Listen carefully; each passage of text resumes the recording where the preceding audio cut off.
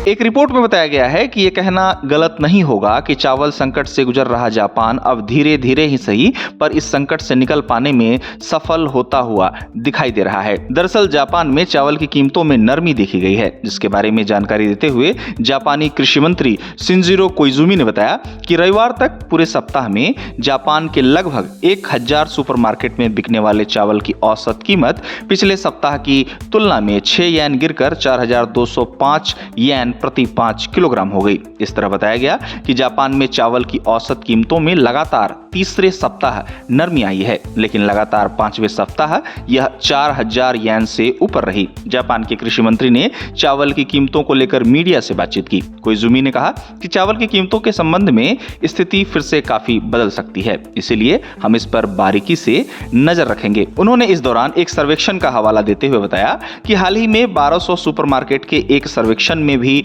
चावल की कीमतों में गिरावट जारी रहने की बात सामने आई है, जिसके मुताबिक ये 17 येन घटकर 3522 येन हो गई। साथ ही बताया गया कि लगभग 6000 दवा की दुकानों और अन्य खुदरा दुकानों के एक सर्वेक्षण में भी ये बात सामने आई कि औसत कीमत 80 येन बढ़कर 4075 येन हो गई, जिसे 2 सप्ताह में पहली वृद्धि बताया गया है। गौरतलब है कि जापान में चावल की कीमतें इन दिनों आसमान छू रही हैं। चावल की कीमतों को कम करने के प्रयास जापान सरकार द्वारा लगातार किए जा रहे हैं। इन प्रयासों में चावल का आयात, इमरजेंसी स्टॉक जारी करना तथा नई फसल को लेकर बनाई गई योजनाएं शामिल हैं। बता दें कि इसी बीच जापान में चावल उत्पादन को लेकर भी सकारात्मक अनुमान सामने आया है, जिसमें जापान के कृषि मंत्रालय का अनुमान है कि 2025 में जापान में चावल की मुख्य फसल का उत्पादन पिछले 9 वर्षों के रिकॉर्ड को पार कर 74,77,000 टन पर पहुंच सकता है। इस तरह कई विशेषज्ञ जापान में चावल संकट के बादल धीरे धीरे छटने का इशारा करते हैं। गौरतलब है